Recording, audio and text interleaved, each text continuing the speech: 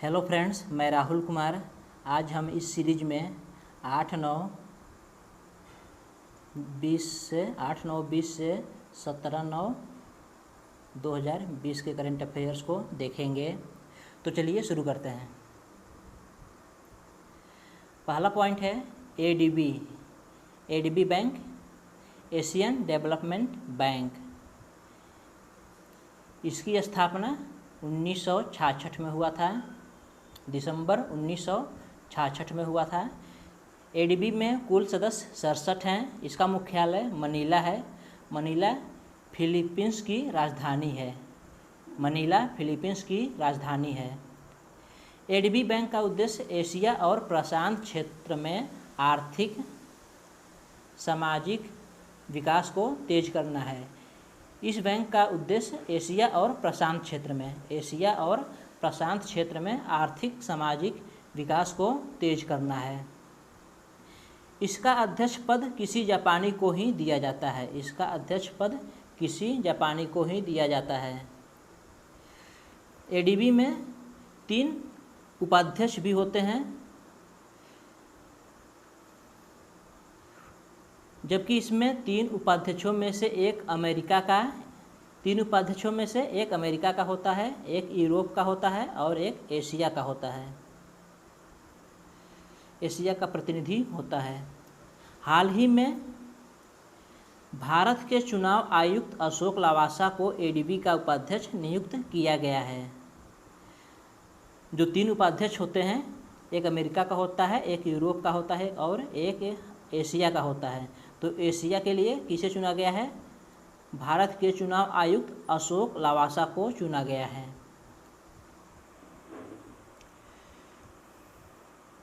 तो ये था एडीबी के बारे में। अब आइए चर्चा करते हैं यह न्यूज में क्यों है। Y in news.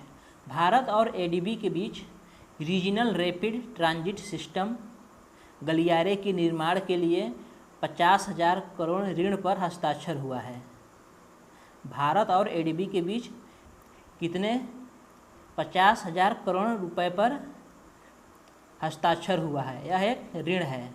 यह ऋण किस लिए दिया जा रहा है?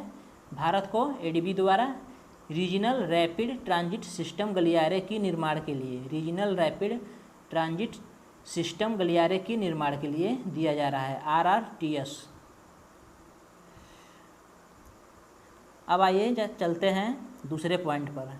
डीआरडीओ द्वारा हाइपरसोनिक टेक्नोलॉजी डेमोन्स्ट्रेटर व्हीकल का सफल परीक्षण किया गया है।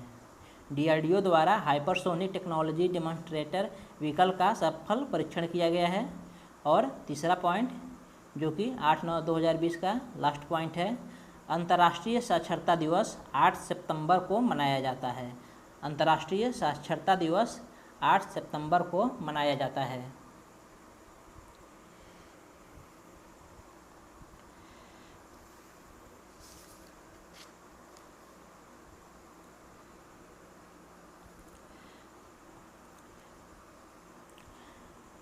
पहला पॉइंट है, यह करंट अफेयर 9/9/2020 का है। तो पहला पॉइंट है the United Nations children fund, जिसे शॉर्ट में यूनिसेफ का भी कहा जाता है।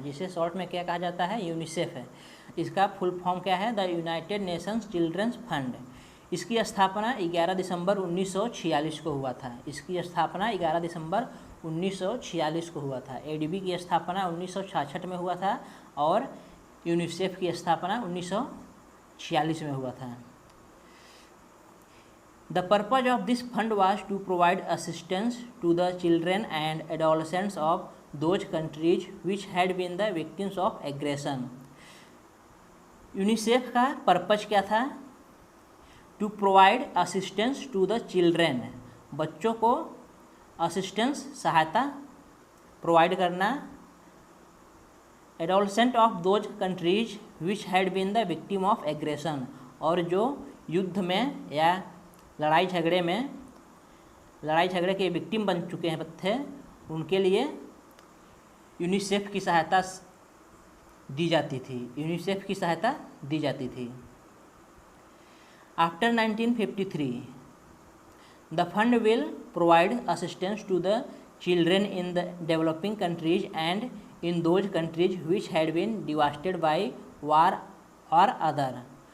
और 1953 के बाद यह सहायता डेवलपिंग कंट्रीज को दिया जाने लगा। डेवलपिंग कंट्रीज के बच्चों को दिया जाने लगा और उसको दिया जाने लगा जो युद्ध में, प्रथम युद्ध या द्वितीय विश्व युद्ध में डिवास्टेड कर दिए गए थे।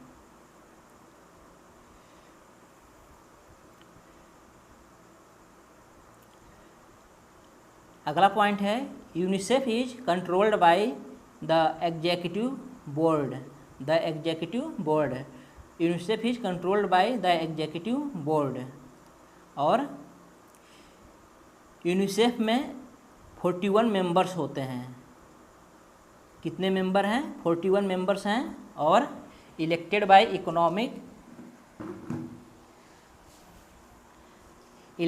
Economic and social council.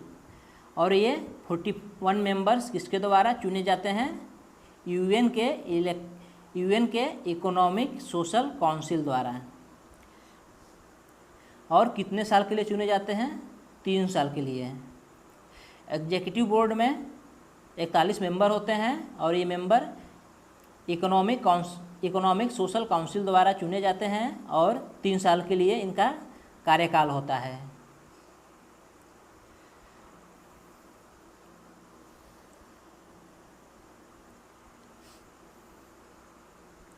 The main function of UNICEF is to provide, इसका महत्वपूर्ण कार्य क्या है? To provide assistance to the governments of developing countries in improving the life of children. विकासशील देशों के बच्चों के लाइफ को इम्प्रूव करने के लिए यह सहायता देता है। कौन देता है? यूनिसेफ देता है। व्हाई इन न्यूज, यूनिसेफ ने कहा भारत में शिशु मृत्यु दर की भारी कमी आई है जो वर्तमान में 28 प्रति 1000 संख्या में है। तो इन्फेंट मोर्टालिटी रेट क्या है भारत में? 28 प्रति 1000 संख्या पर। तो इन्फेंट मोर्टालिटी रेट क्या है? 28 प्रति 1000 संख्या पर। तो हमने अभी जाना यूनिसेफ के बारे में। 10/9/2020 के दिन पहला करंट अफेयर्स है राफेल, जो कि फ्रेंच से आया है। इसमें 2 इंजन हैं और बिल्ट बाय डजाल्ट एविएशन, इसे डजाल्ट एविएशन द्वारा बनाया गया है। यह एयर टू एयर मार करता है और इसका रेंज 3700 किलोमीटर है। दूसरा पॉइंट है नीली क्रांति मत्स्य पालन से संबंधित है। भारत विश्व में तीसरा सबसे बड़ा मछली उत्पादक राष्ट्र है। तो भारत कौन सा स्थान पर है? तीसरे स्थान पर है। और चीन विश्व में सबसे बड़ा मछली उत्पादक है। पहले स्थान पर कौन है? चीन है। आइए अब जानते हैं 11/9/2020 के करंट अफेयर्स। पहला पॉइंट है स्टार्टअप योजना। स्टार्टअप योजना कब शुरू हुआ था? 16 जनवरी 2016 को शुरू किया गया था और इसे 15 अगस्त को पीएम मोदी द्वारा घोषणा किया गया था। स्टार्टअप योजना के अंतर्गत नए शुरू किए जा रहे उद्यमों को बढ़ावा देने के लिए स्टार्टअप योजना को शुरू किया गया था। नए शुरू किए जा रहे उद्यमों को बढ़ावा देने के लिए स्टार्टअप योजना शुरू किया गया था।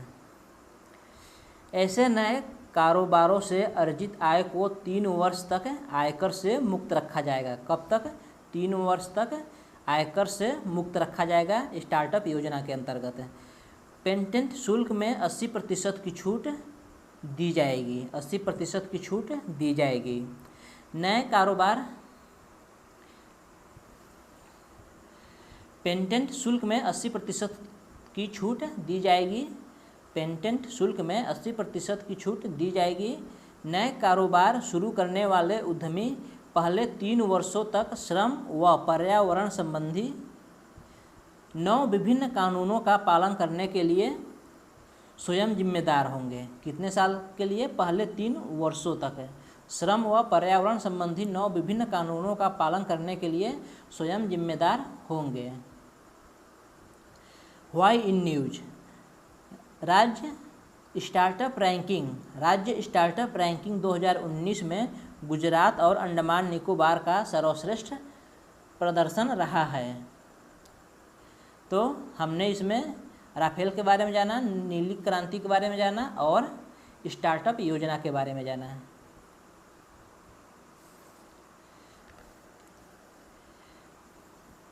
बारह 9/2020 के करंट अफेयर्स। 12/9/2020 के करंट अफेयर्स। पहला पॉइंट है आसियान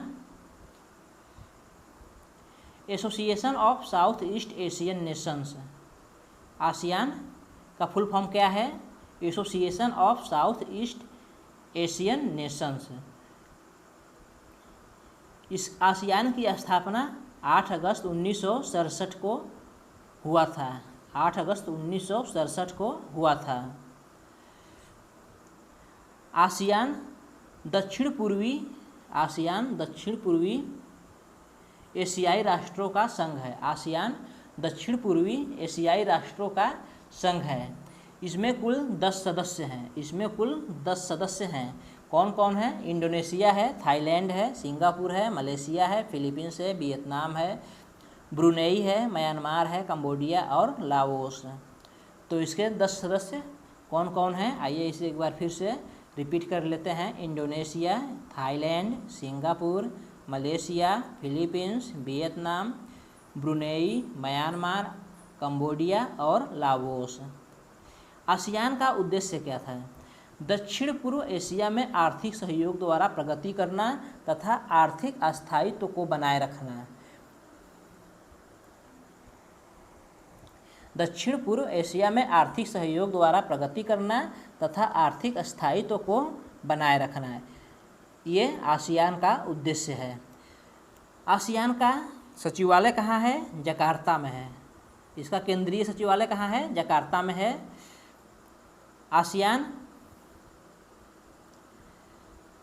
आसियान में भारत को पूर्ण डायलॉग पार्टनर का दर्जा प्राप्त है। पूर्ण डायलॉग पार्टनर का दर्जा प्राप्त है। भारत आसियान का सदस्य नहीं है। किसमें सदस्य है? डायलॉग पार्टनर का दर्जा प्राप्त है। आसियान में इसका सदस्य नहीं है। जैसा कि आपने यहाँ पर देखा, Indonesia, Thailand, Singapore, Malaysia, Philippines, Vietnam, Brunei, Myanmar, Cambodia, Laos, सिर्फ यही 10 सदस्य हैं। भारत इसका सदस्य नहीं है। भारत डायलॉग पार्टनर का सदस्य है। भारत को इसका पूर्ण सदस्य नहीं बनाया जा सकता। क्यों नहीं बनाया जा सकता? क्योंकि इसकी भौगोलिक स्थिति में अंतर के कारण है। इसकी भौगोलिक स्थिति में अंतर है। क्योंकि और भारत कहाँ पर है? भारत दक्षिण एशिया में स्थित है। भारत दक्षिण एशिया में स्थित है, जबकि आसियान दक्षिण पूर्वी एशियाई राष्ट्रों का संघ है। तो इसीलिए भारत को इसका पूर्ण सदस्य नहीं बनाया जा सका है।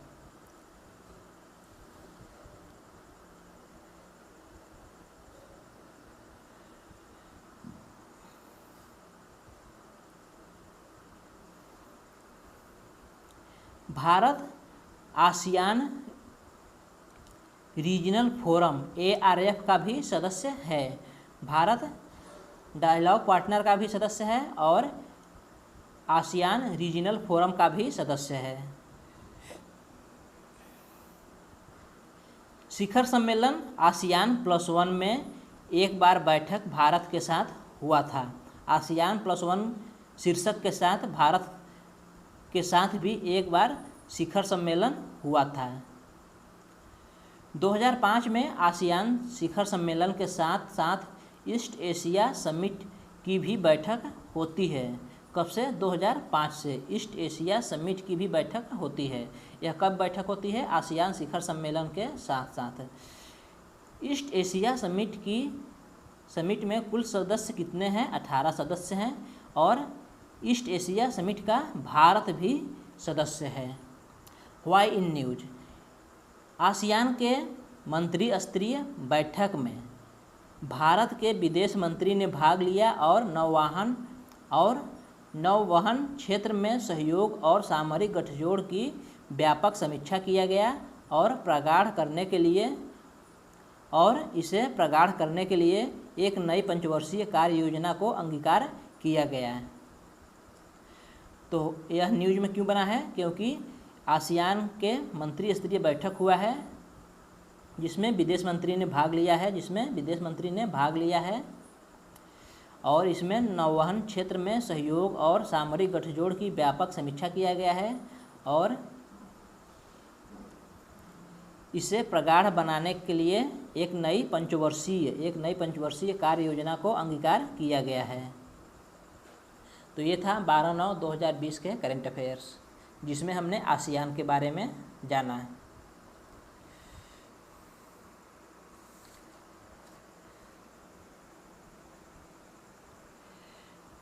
तेरह 9/2020 वेनिस फिल्म समारोह में इंटरनेशनल क्रिटिक अवार्ड 2020 चैतन्य तन्हाड़े को दिया गया इनकी फिल्म द डिसाइपल के लिए। तो वेनिस फिल्म समारोह में इंटरनेशनल क्रिटिक अवार्ड किसको दिया गया है? चैतन्य तन्हाड़े को दिया गया है। क्यों दिया गया है? इनके फिल्म द डिसाइपल के लिए। द डिसाइपल में क्या है? पुरानी परंपरा जिसमें गुरु और शिष्य के संबंधों को दिखाया गया है। दूसरा पॉइंट है भारत के सीमा सुरक्षा बल और बांग्लादेश के बॉर्डर गार्ड के बीच बैठक हुआ। यह क्या है? यह 4096 किलोमीटर लंबी सीमा की प्रबंधन से जुड़े मुद्दों पर चर्चा होने वाली सामान्य बैठक है। यह 4096 किलोमीटर लंबी सीमा की प्रबंधन से जुड़े मुद्दों पर चर्चा होने वाली सामान्य बैठक है। 1975 से यह शुरू है। साल में 2 बार होता है। बारी बारी से ढाका और नई दिल्ली में इसकी बैठकें होती हैं।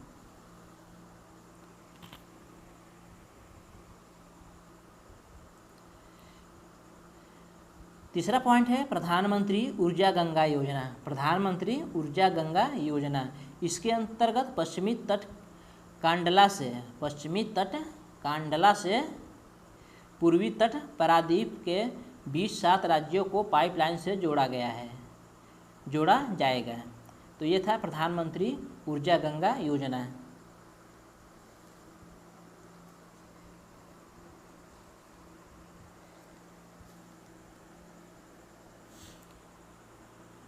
चौदह 9/2020 जापान के नए नेता योशिहिदे सुगा, ये लिबरल डेमोक्रेटिक पार्टी के नेता हैं। इन्होंने पूर्व पीएम शिंजो आबे के इस्तीफा के बाद पद संभाला है। तो जापान में नए प्रधानमंत्री की शपथ कौन लेने वाला है? Yoshihide Suga. इस नाम को आप याद रख लेना। योशिहिदे सुगा ये किस पार्टी से हैं? लिबरल डेमोक्रेटिक पार्टी से हैं। ये जापान के नए प्रधानमंत्री बनने वाले हैं। दूसरा पॉइंट है हिंदी दिवस 14 सितंबर को मनाया जाता है। हिंदी दिवस 14 सितंबर को मनाया जाता है।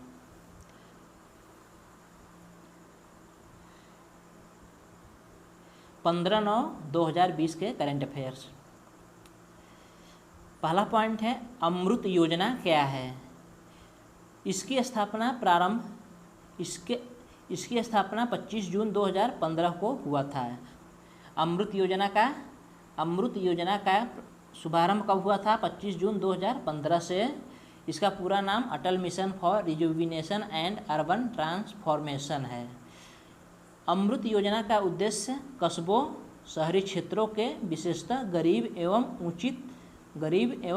वंचित परिवारों हेतु आधारभूत सेवाएं जैसे जलापूर्ति, सीवेज, परिवहन एवं पार्क आदि मुहैया कराना है। तो अमृत योजना का उद्देश्य क्या है? कस्बों, शहरी क्षेत्रों के विशेषतः गरीब एवं वंचित परिवारों हेतु आधारभूत सेवाएं जैसे जलापूर्ति, सीवेज, परिवहन एवं पार्क आदि मुहैया कराना है। इसका क्रियान्वयन 500 शहरों एवं कस्बों में नगरीय अवसंरचना किया जा रहा है, नगरीय अवसंरचना में किया जा रहा है, 500 शहरों में किया जा रहा है। दूसरा पॉइंट है, भारत चीन को हराकर संयुक्त राष्ट्र आर्थिक और सामाजिक परिषद में महिला स्थिति आयोग का सदस्य बना। महिला स्थिति आयोग का सदस्य बना। यह कितने साल के लिए बना है? 4 वर्ष के लिए बना है। कब से कब तक? 2021 से 2025 तक है। तीसरा पॉइंट है, संयुक्त राष्ट्र में भारत के अस्थायी प्रतिनिधि टीएस त्रिमूर्ति हैं। संयुक्त राष्ट्र में भारत के अस्थायी प्रतिनिधि कौन हैं? टीएस मूर्ति हैं।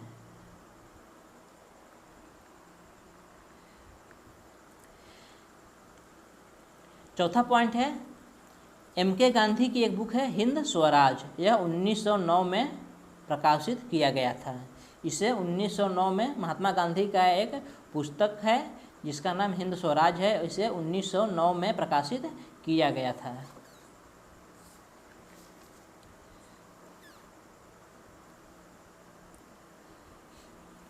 सोलह 9/2020 के करंट अफेयर्स।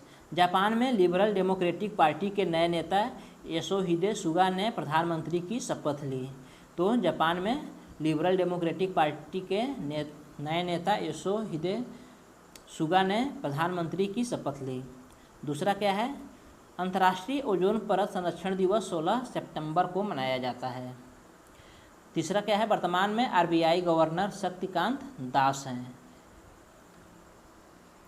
तो तीसरा पॉइंट क्या था? वर्तमान में आरबीआई के गवर्नर शक्तिकांत दास हैं। तो 16/9/2020 के करंट अफेयर्स बस यही थे। –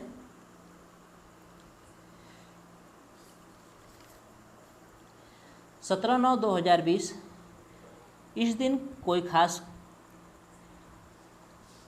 पॉइंट नहीं थे। तो इस दिन बेरोजगारी दिवस मनाया गया बेरोजगार युवा के द्वारा। तो बस आज इतना ही। तो फ्रेंड्स, इस सीरीज में हमने